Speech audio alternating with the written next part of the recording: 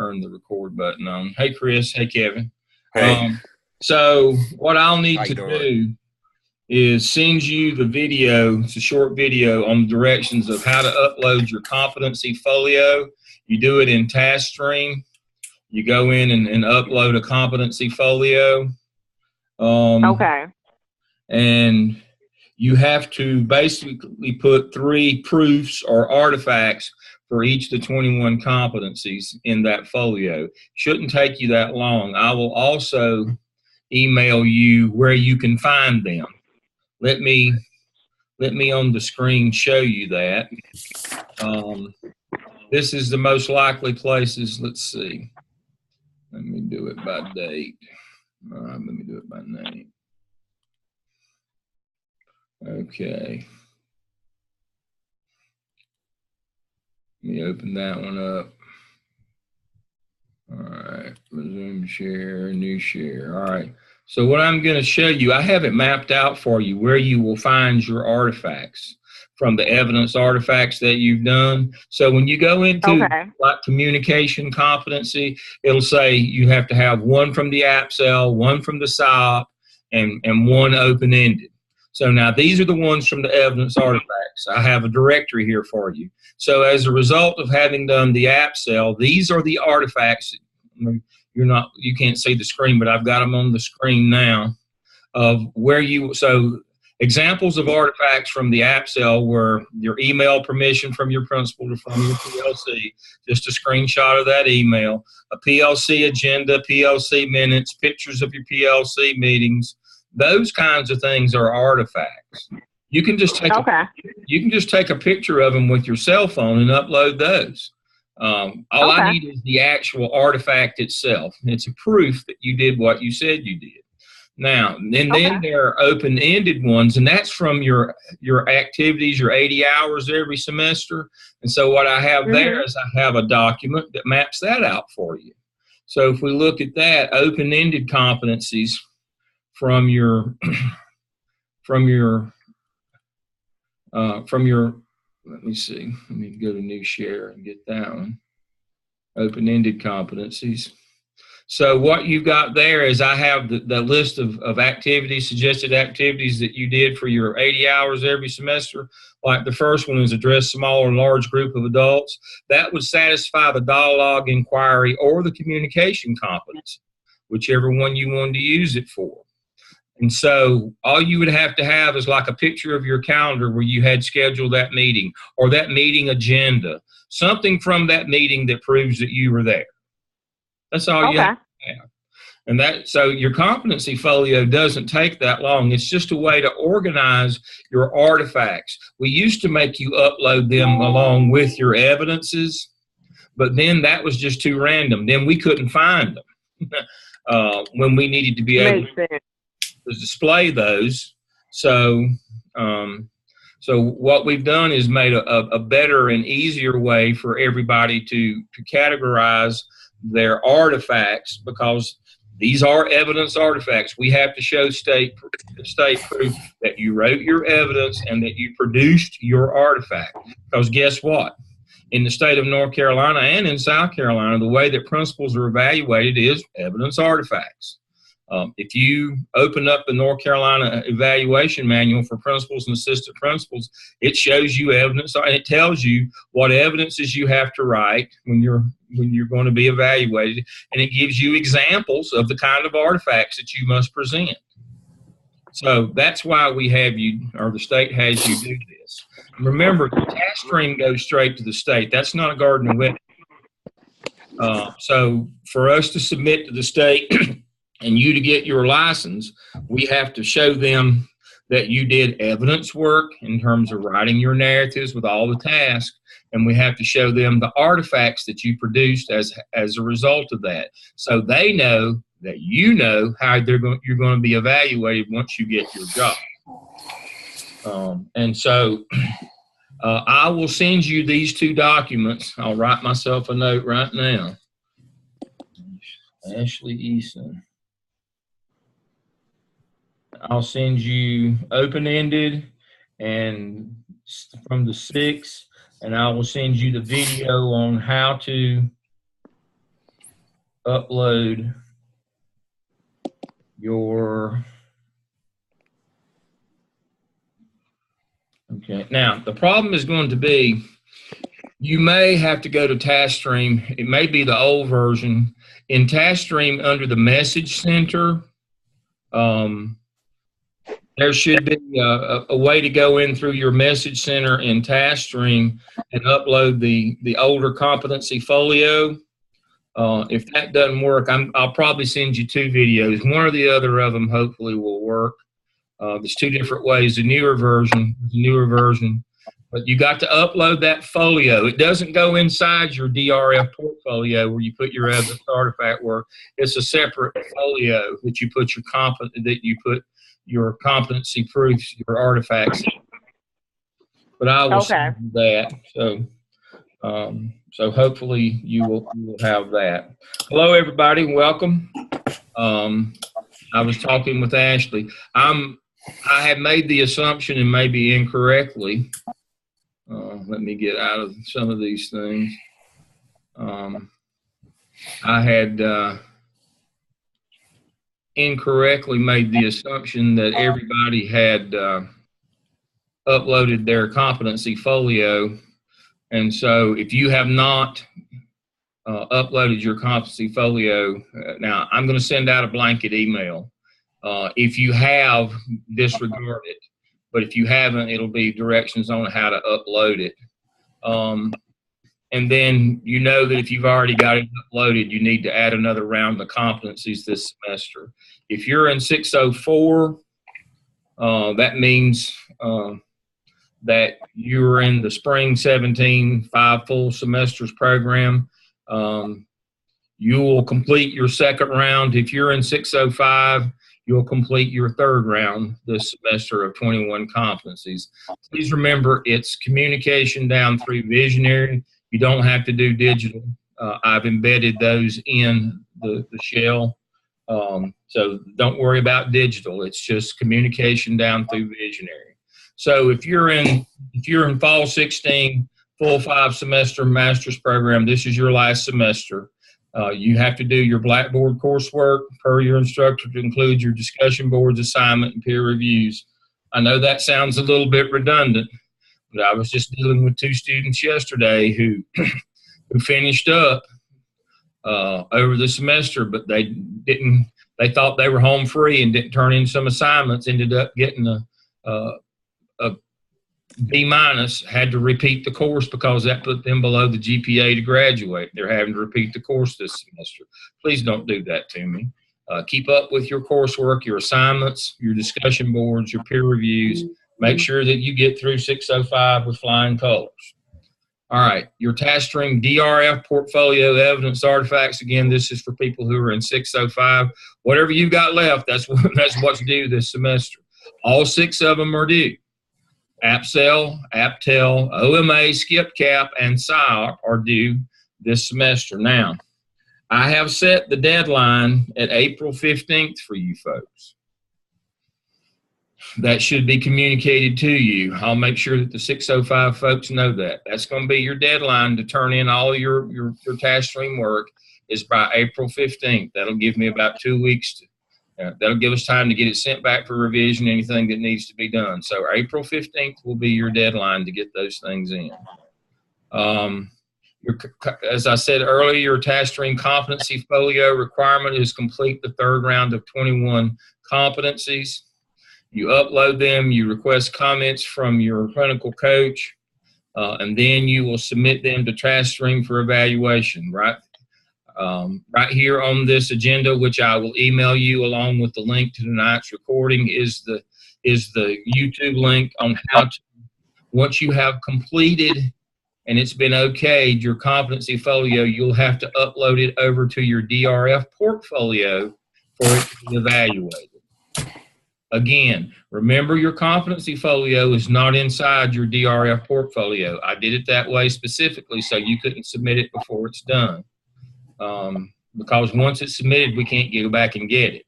And so I have it in a different place, and as soon as you get it filled up with all 3 rounds of your competency artifact proofs or proof artifacts, Then you will upload it to your DRF portfolio for grading.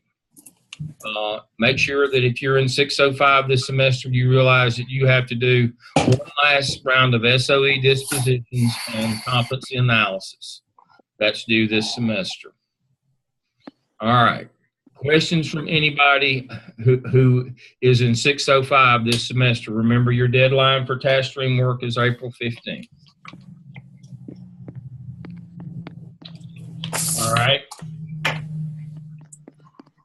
For those who started in the spring in the 5 full semester program, you're in MELS 604 now with Dr. Sanders. Make sure you keep up with your coursework to include discussion boards, assignment, and peer reviews. You're complete the skip and the cap this semester. And the reason why I say that is please remember that you're going to have 605 this summer, and you'll only have 6 weeks before everything will be due. Remember, that's a 10-week session. And then graduation is at the end of the last week. And so you've only got 6 weeks, and that's a really busy time of the school year. So you need to be done with the skip and the cap before you start 605 this summer. All the time that you'll have is just to get your coursework done and put your SIOP together. If you're still working on tasks for the skip and the cap, it's going to be really tough for you to finish on time. Because please remember, schools go to review and then testing during the time that first 6 weeks of summer school is the middle of May till the middle of June. Is the first 4 weeks of summer school, and there's not going to be a lot of meeting with people and gathering much information for the skip and the cap. You need to have those already done before then. Your task stream competency folio requirement is to complete the second round of 21 competencies proofs or evidence proofs. Those artifacts, you upload them and request comments from me. You don't have any DRF portfolio dispositions or competency analysis this semester. It's just work on the skip and the cap, get those done, get your second round of competency artifacts into your competency folio. That's what you have to do this semester. There shouldn't be anybody, I didn't invite any of the legacy interns from the fall of 17, doing a separate with them because their portfolio is different than yours. But if they were here, I have that on here. Don't be confused by it. I just went ahead and stuck it on this agenda in case somebody happened to come in on this session. All right.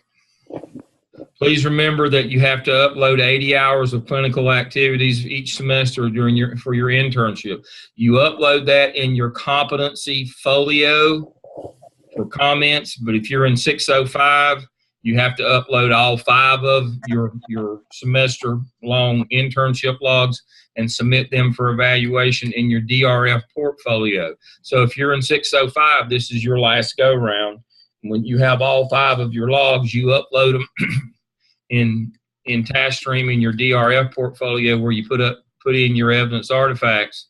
You put your, AppCell, AppTel, et cetera, where you put that. There's a place to upload your logs and you put them for evaluation. If you're in 604, continue to use the internship log entry in your competency folio because that just requests comments and doesn't submit it. And make sure that you get your 80 hours this semester. I still have the XM shell available to you where you can put work in directly for me. It's still going to be valid for a few more days, and then I'm going to switch over to a new shell. It'll work the same. So let me show you that right quick. Let me go to my desktop.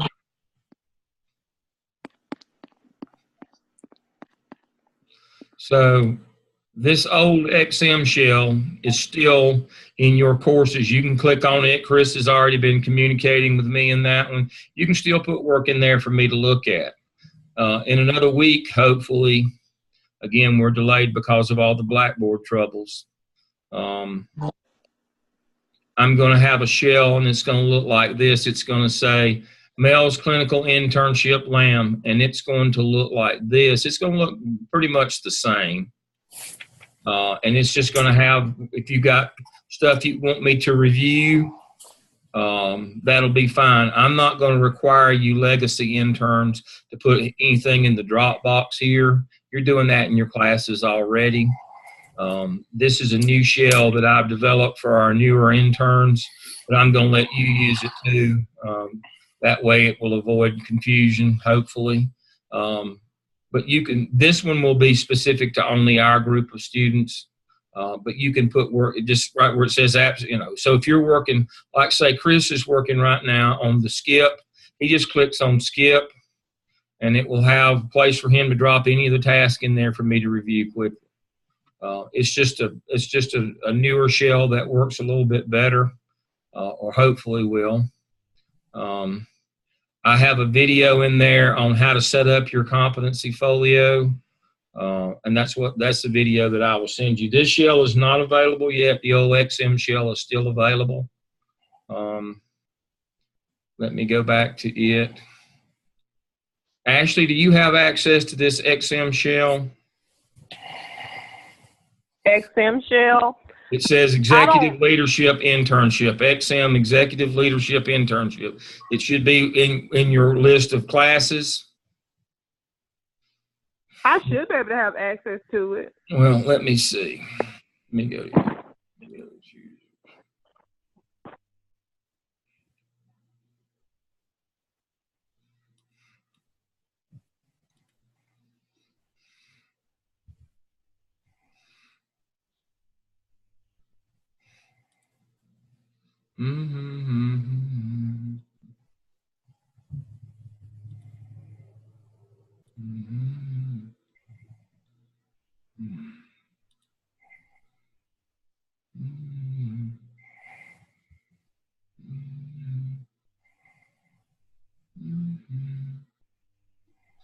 No, I'll have to add you a shell. That won't be a problem though. I'll add you a shell. This is just a way to communicate your work to me quickly. If you want me to look at it after it's been peer reviewed, I'll be glad to. And so this is where it goes. If you have the XM shell, continue to use it until the new internship shell shows up. And again, it's going to say MELS Clinical Internship _LAM. It'll say that I believe that's the title it will show, and you can use it to communicate your work to me through Blackboard. So I was hoping to have it up and going sooner, but that's not been a priority in Blackboard. They're trying to get everything else to work. I've had this shell ready to launch for about 4 weeks, but they can't get around to it yet. But hopefully drop ads over tonight, so hopefully we'll get that done tomorrow or Friday. We'll get this thing launched. As I was talking with Ashley before some of you came on, I think they sent out an email maybe Monday from Emily Robertson that's explaining all the problems with Blackboard. So hopefully when we get all those solved, you'll be fine. All right, so that's kind of a recap of where we are in terms of your deadline. The deadline has been, all the deadlines in your classes have been established by your professors. The only other deadline is the April 15th deadline from me as the MELS chair in terms of when all work is due. And so if you have any questions, please let me know about deadlines. But other than the April 15th deadline, your instructors have set all the other deadlines. All right. So let's talk about evidence artifacts for a few minutes. Let's talk about evidences. I know you all have a copy of the MELS Dale handbook. If you don't, you can find it in the XM shell. I'm sure you have it. So let's go down. Everybody's already completed the OMA. Let's go down and pick up with the skip quickly.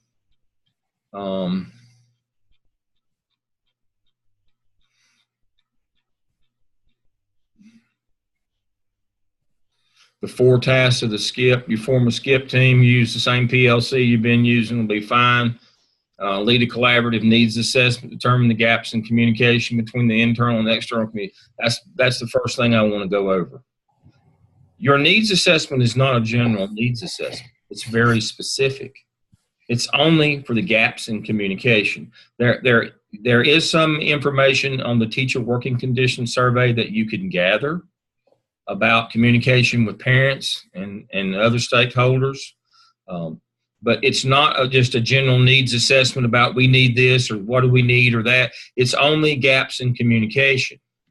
Please remember that. Skip team, identify the fiscal and human resources. Fiscal means dollars. I should see money in task 2. I should see money. And I should see human resources. Human resources means people's names. Teacher never did anything, or staff never did anything. We want to know exactly who is going to do what and where the money's coming from and how much. That one is. The marketing plan, you need to summarize your marketing plan like I've asked you to do before using a graphic organizer that's basically a who, what, where, when, and why. I like the one where you start on the left with specific activity, the timeline, the persons responsible, the resources needed, your formative evaluation, summative evaluation, your goal, and your indicator of success. Everybody knows that formative assessment is not measuring the kids halfway through. Formative assessment is of the adults. It's a fidelity check. Are the adults implementing the plan as desired and required? Summative is, did it work? That's measuring the outcome. The goal is your big goal. Our goal this year is, our goal is to increase our parent participation to 95%. It's now at 50%. Our indicator of success is if we got to 60 this year. One of the things that we make a mistake of in this business is we set our goals irregardless of where we are currently, and then we consider ourselves a failure that we didn't achieve that unrealistic goal. The idea of using a goal and an indicator of success, the indicator of success is a more realistic midpoint goal. It may take us 5 years to move our parent participation from 50 to 95%. So we can't consider ourselves a failure if we went from 50 to 60 the first year. That's what that indicator of success is. And then, of course, in task 4, you'll reflect on your competencies in task 4. And so let me go down and then back up. So here are your prompts. This is the old Dale's notes. We've integrated them right into the scale handbook. Candidate will lead tells you exactly everything we want. Everything you see on this screen should be in your paper. And right there's your 2 prompts for that one. Here's your prompt for task 2. But remember, everything that we see in these prompts should be represented in your paper. There should be a section in your paper that has that in it. All right. So that's the skip. Questions about the skip? Individual questions. All right. Let's talk about the cap.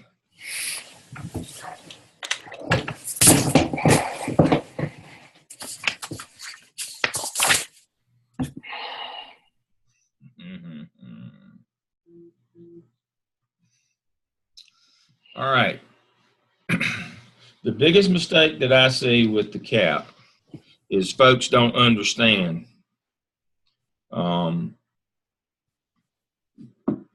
that you start with these 5 areas of the teacher working condition survey: time, facilities, resources, school leadership, and teacher leadership. That's empowerment. Empowerment is teacher leadership. Those 5, there's 12 categories in the teacher working condition survey. Those 5 must be represented, period. Now, you can add others if you want to, but those 5 have to be the ones that you look at. You're looking for key items. That means of the questions that teachers are asked under each of those sections, which are the lowest? And it has to be those 5. Now, I should see those same 5 carried through all 4 tasks of the CAP. You don't just do an analysis of those 5 in task 1 and then task 2 start with managing student behavior and PBIS. If you want to add that, it needs to be in task 1 as well. But you can't give up on those other 5. They're required all the way through. That's the biggest mistake I see. Those 5 themes, I should see those. And so in task 2, your participant observer in the selected school deliberate person of gathering qualitative data by observations and interviews of existing staff. Let's stop right there. There's 2 types of data, quantitative and qualitative. Survey data is quantitative. Even though it's people's opinion and you can't do a lot of analysis with it, it's still quantitative data. Now, after you collect that quantitative data, after you do that, so what you did in the first task 1 is you looked at those low figures. You pulled out your key items from those 5 areas.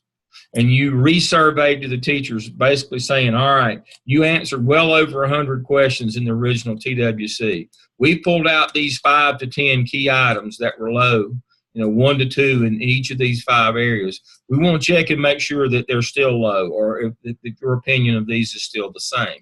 That's the needs assessment that you do in task 1.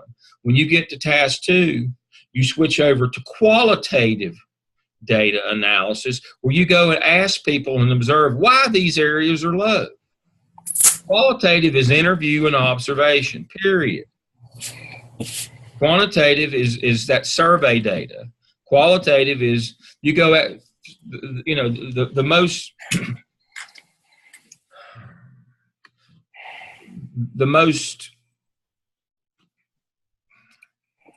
useful example that I have for you is like on time. Teachers report they don't have enough planning time. Well, and you resurvey them on your needs assessment and they say, yep, still don't have enough planning time. Well, from that data analysis, collection and analysis, you would think the solution is adding more planning time. However, when you go out and talk to teachers, what they'll tell you is, oh, I've got enough schedule planning time in the master schedule. I just never get to use it because I'm always covering classes or going to some kind of a meeting. And so there's no substitutes. Well, the solution is not add more planning time. The solution is stop scheduling meetings during teachers' planning time, and or make sure you hire substitutes to cover classes and don't have team members cover other teachers' classes during their planning. That's why you go out and ask people, why is this low? Why are you not happy with this? Because that might give you a better picture of what the solution might be. And that's the next thing you ought to ask people. Why is it low, and what could we do to fix it? That's why you do qualitative. Qualitative, kind of fleshes out, gives us more depth of knowledge of the quantitative numbers. Again, perfect example. From the numbers, we think the solution is to add more planning time, when the solution is not to add planning time, but to protect the planning time you already have. A survey won't tell you that. That's when you have to go out and talk with folks. So that's what you do in task 2. And then you describe your school setting, community setting, the school environment, achievement, and all those other things. And then in task 3, you do the vision, the mission, the school leadership, teacher quality is measured by experience, all of those kinds of things. And then 4, you develop a graphic to display the progress of the school related to cultural advocacy and safety. And basically, you can use a graphic organizer or a PERT chart to put together and electronically display your plan. And so if we go in and look at the prompts that go with that, they pretty much go along with what I just told you. Let's look at the prompts. Remember, this is the old Dale's notes, if you ever heard of those. They're now in green, embedded into the actual handbook. The analysis of the climate will include data related from 5 areas that the board has identified to measure. And there they are. Now, empowerment, again, is teacher leadership. That's the section title. Leadership is school leadership, facilities, resources, and time. If you want to add more to that, that's fine. But you don't get to pick and choose those. Those are a constant. Those are required. All right. And then you develop a needs assessment. You pick the lowest from each of those 5 areas. We call those our key indicators or key items. And you resurvey those using SurveyMonkey or Google Docs. You resurvey those key items, not all the questions from empowerment or leadership, but just the key item or 2 that stand out as being the lowest. You're confirming that those in fact are low. And then later on, you're going to go out and ask people why they're low. All right. And so qualitative data instruments collect specific data to help understand those numbers. And so you got quantitative data through surveys. Now you're going to do qualitative observation and interviews. And then you're going to measure the level of cultural competence by filling in the blanks on that. And then you're going to come up with a list of recommendations to fix some of these problems that you've identified. And then you're going to do a framework, and then you're going to develop your graphic organizer again, design strategies for achieving collaborative and positive work environment in school. Basically, you're going to come up with a plan to address those recommendations that you made back here in the prompt of task 3. You're going to develop an electronic framework to address those recommendations that you made. It's basically an action plan. So that's it. Again, the mistake that I see people make, they don't understand the difference between qualitative and quantitative. Just sending the survey back out again is not qualitative work. That's quantitative again. You're just reconfirming what you already suspect, but you're narrowing it down. They answered well over 100 questions on the original TWC. Now they're only going to answer a few on those key items. Is this really low? You're going to ask the same question again. And then the qualitative work is to go out and ask people, why is it low and what could we do to fix it? That's where your recommendations are going to come from. What can we do to fix it? Why is it low and what can we do to fix it? And so that's the secret to the CAP. And again, do not forget, it's time, facilities, resources, leadership, and empowerment every step of the way. You can't just do it in the first task and then forget it and jump over to managing student conduct. I see that way too many times.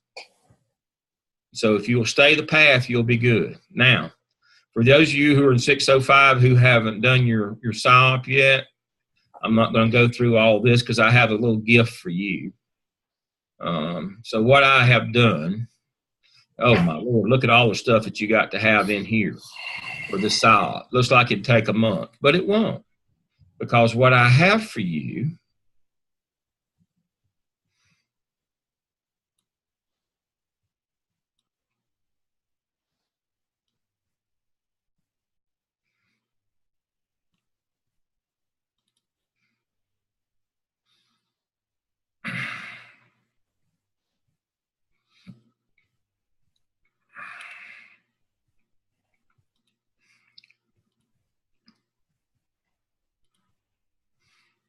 I have a template for you. It is now on the screen, and what it has is the task 1 description, the instruction, but I have in red where you're going to go and find what they're asking you for, all the way down to the task and the prompt. So I have given you a roadmap to what it's a simple copy and paste of where everything that you need is at. Shouldn't take you that long. Should not take you that long to do this one if you will follow this roadmap that I'm giving you right here, because it tells you exactly what pieces and parts that they're asking you for. in those prompts embedded in the task.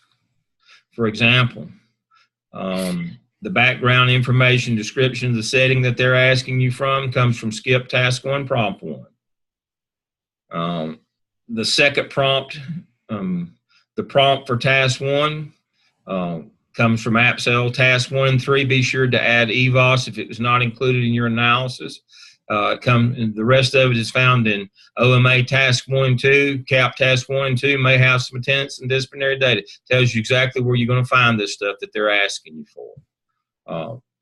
The prompt for PSYOP task 2, the prompt where you will find that stuff is in task 1 and 4, skip task 1, prompt 2. It's all there for you. It's just a copy and paste.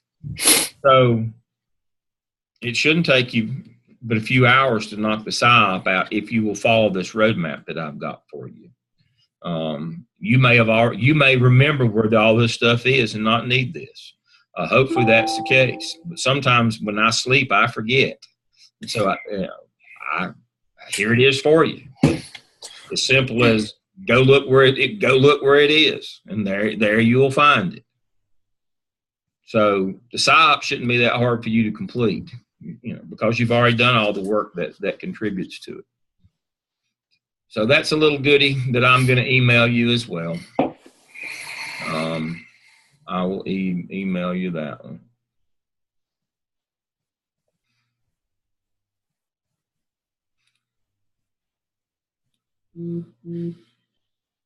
Okay, I think I have covered everything that I need to cover in terms of the evidence artifacts. Again, you've got the old XM shell, you'll get a new one.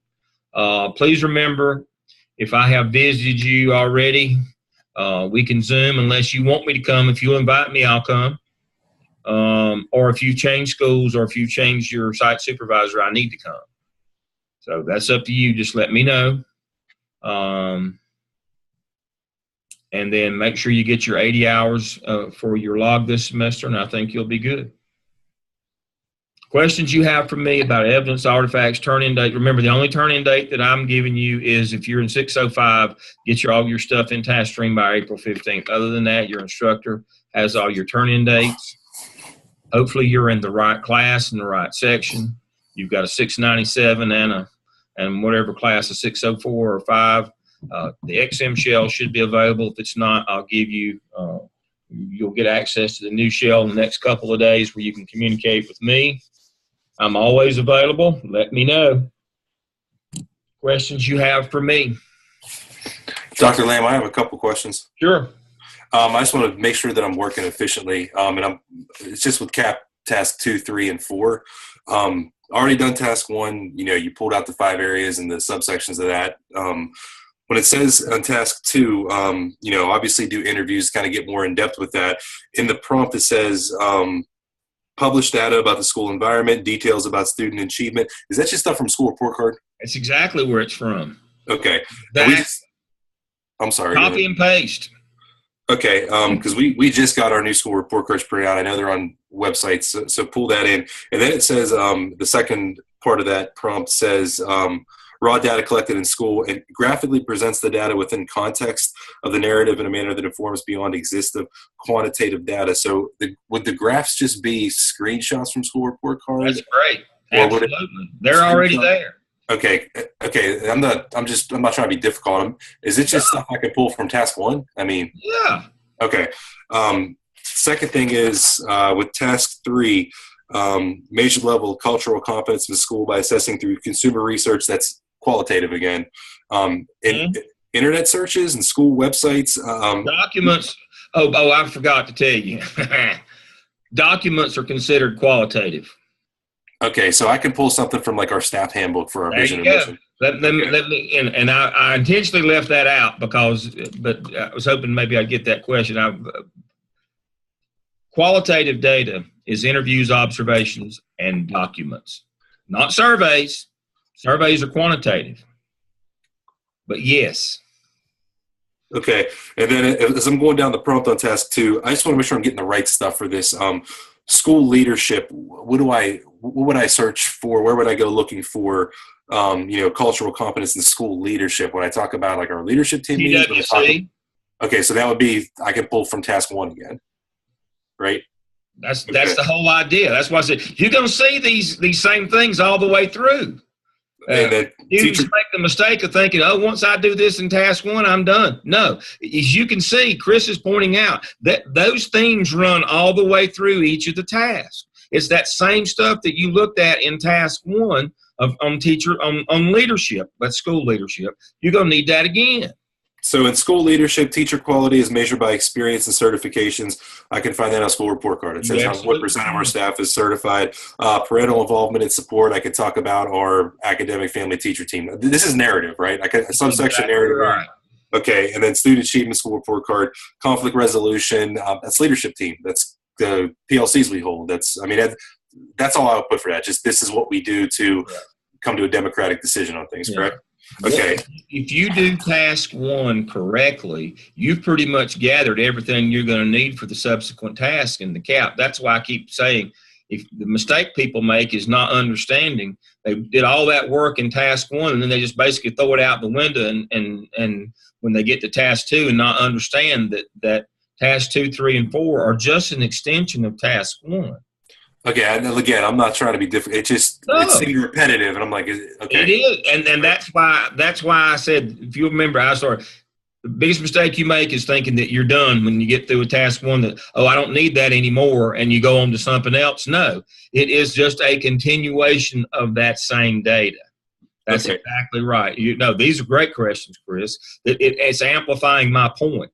That it seems confusing, it seems redundant, and so students say, it can't be the same thing. I'm just supposed to be done with that and start something new in task 2, when that's not the case at all. The CAP is the quickest and easiest one to do. As soon as you knock out task 1 of the CAP, you've got pretty much everything you're going to need to do the rest of it. Okay. Notice that they get shorter and less involved as we go through. Okay, then the CAP task 4, it says candidate for instructions develop an electronic framework to graphically display progress of the school related to cultural advocacy and safety. That's just teacher working condition survey, right? And then Exactly. And then needs assessment, school environment, that would be from the skip needs assessment. Okay. Yep. And then I feel like this one is just going to be screenshots in a graphic organizer with a marketing plan. There you go. Okay. And what is a PERT chart? I could Google it. I just haven't done that yet. I've never seen one before, or maybe I have, and I didn't know it was a PERT chart. Okay. Let me show you what a PERT chart is. Do we have one in here? No. Wait a minute. I've got one here.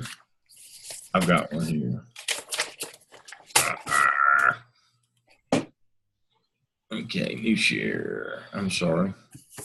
I should have hit that when I had it up a minute ago. Was it in the PSYOP? Like that big It isn't. It's in that PSYOP. It's in that, I closed like it. a gigantic, like, one part spawns in Grapevine three kind of parts. looking thing. Yeah. Okay, I know what it is then. It's okay. All right. New share. Okay. It's a great question. I should have covered this a little bit. I am a graphic organizer person. That's what I was talking about before. I like graphic organizers. I'm an operations person. Y'all know that. Now, curriculum people that are a lot smarter than me, my wife being one of them and points that out quite often, they like PERT charts that aren't as linear. They show that everything's not just a straight line, that there's different relationships and all of those kinds of things. And everything is, that everything is basically nonlinear. That there's differing and varying relationships between things. So that's a PERT chart. And so that's, I know rolling this thing up and down is probably making you dizzy, but if you'll look at that one. So that graphic organizer you got on the screen right now, that would be the second part of, that's CAP task 4, right? I like that for every marketing plan, action plan. Okay. Every time it says graphic organizer of some plan, I like this one. Okay. I mean, I developed it years ago, and it stood me in good stead. And students seem to be able to, but some people like things like this better. They understand this. I'm just completely confused. Okay. When I see one of these. Now, it's an either or. You don't have to do both. Okay. And there is no reflection piece for the cap, correct? Nope. Okay. And then I got a couple. I just want to pump out a bunch of questions now, so I can do one. This skip, we've done peer reviews 1 and 2 in 603. In 604, we do a peer review. I've already uploaded and got my skip evaluated. That I can do this with the cap too, and then just do the other parts for. I'm kind of putting the buggy in front of the horse, but as long as you're doing it all, it doesn't matter, right? No, and if they've got drop boxes, you just drop in work from last semester. If they're asking you if they've got drop boxes built, I forgot to look at hers to see if she had that or not. Okay, I think she just wants like screenshots and stuff. I mean, it's there you go. Pretty efficient. Yeah, that's what I mean. Hopefully, again, you're dealing with a curriculum person in 604, much smarter than me. All you really need is screenshots. Boom, and move on. Okay, now competency folio. There's a way like you guys can check it before to basically give us a thumbs up or a thumbs down. But right? you just request comments. Okay, on each individual artifact, right? You can wait. You can put in like a dozen, then go click on request comments, and then select the ones, and it sends me one email, and it tells me which ones to go and look at. Is it okay? And the reason I say this is because I put a bunch in there like up front in 601 and 602 just to kind of get ahead. Is it okay to have more, or do we have to clean it up and have, because it'll say like artifact 1, artifact 4, and then at 1 open-ended. So you have 3 for that. Is it okay to have 4 or 5? It's okay to have as many as you want. Okay. Because I'm going to teach you how to publish it and use this as a portfolio to take to a job interview. Okay. And just to have as many as you want. Okay. And then when you're looking at those competency folios for each individual competency, just to be clear, artifact 1 is the APSL, artifact 2 is the APTEL, 3 is the OMA, 4 is the SCIP, 5 is CAP, and then 6 is SIOP. Mm-hmm. Okay. And then my last question is with intern logs. And I'm just very fortunate where I can do my job and get a lot of intern because I'm not in the classroom. I work with administration, central office, stuff like that. So my question is, I get well over 80 hours every semester. Now in the summer semester, I'll probably go in and work on the schedule again. And can I cut off my 604? Let's say I get 80 hours by April. Can I stop there and start accruing hours for 605, or do I have to wait for 605 start? Yeah, because you've only got 6 weeks to accrue hours, and it's going to be difficult to get those. Yes, as soon as you get your 80 this spring, Christmas brought up a good point. That I should have made that a little bit clearer too. Please remember, because you folks are finishing in 605 in the summer, you better get your 80 hours this semester as quickly as you can. If you get them in March or April, cut that one off and start your next one. Okay. I just didn't know we're allowed to do that, then. It's okay to start before 605 starts. Otherwise, you're not going to get them this summer, especially for those who are classroom-based. They just won't get them. Okay. So, now's the time to be get ahead and try to be and get ahead on your evidence artifacts, get ahead on your hours, so that by the end of this semester, you need to pretty much you need to be about halfway on your internship log for the summer session, and you need to be through the skip and the cap. You better not have anything but about half of your hours, about 40 hours, and the SIOP is about all you're going to be able to get done, along with your classwork. Because remember, they're going to compact 16 weeks of classwork into 10 weeks. Okay. So it's not just like, all I've got to do on my evidence artifacts is this, and no, you're going to have to do 16 weeks of work, classwork, in 10 weeks as well. Okay. And it's going to be a booger. It really is. Now, y'all had 602 during the summer, and you had 603 with me in the fall. 602, you only had to do the app cell. You only had to do one evidence artifact. And I bet you it still stretched you to do it then. That's why I said that's about all you can handle is one evidence artifact in a summer session. So that's better be about all you have left to do. Okay. But to Chris's point, when you go to your folios and web pages and you go to your competency folio, once you upload your communication comment, you can request comments every time, or you can upload several, and then when you hit request comments, it's going to let you pick, and you can do so that way you don't just have to keep going and request comments. Upload a dozen and then go back and click on the ones you want, and then that way I get one email, and it only takes you a minute to request comments rather than having to do it every time you upload something. Or you can do it individually. And then once you select the ones that you want to do and you hit continue, then find my name and just send it directly to me. Okay. And that's how that'll work. Now, you can publish and share this thing once it's complete. Now, that's not uploading it for evaluation. Let me be clear. That's a way that you can take and put it on a disk, and you could actually show this to somebody as evidence of they don't want to read your evidence artifacts, but they wouldn't mind looking maybe at some of your, I'm talking about your evidence narratives. They might not, they'd probably like to see your, some of your artifacts. And so you can publish this thing as a portfolio and share it with people that might be interested in your work, in a job, in a job setting. So, put as many things in there and as quality as you can. Okay. This can help you get a job. Okay. Thank you. All right. I'm going to have to go. I've got two classes of 603s waiting. I know some of you have, or most all of you have been through that drudgery.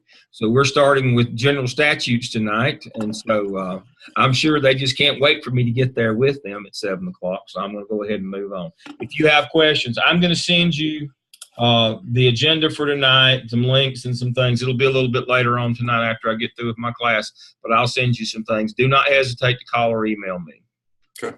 Thank you all for joining me again. I hate that we're 3 or 4 days late getting started, but we didn't get everybody in the right sections till earlier this morning, so Blackboard went wonky on us. So hopefully you're in the right place. If you're not, and I've had a lot who aren't, we've had to move people. Let me know, but you should be either in 604 or 605 this semester. You know where you're supposed to be, and your XM shell should be working, and I'll get you that new shell just as soon as I can get it populated. Good night, and thank you for joining me. Thank you. Bye-bye.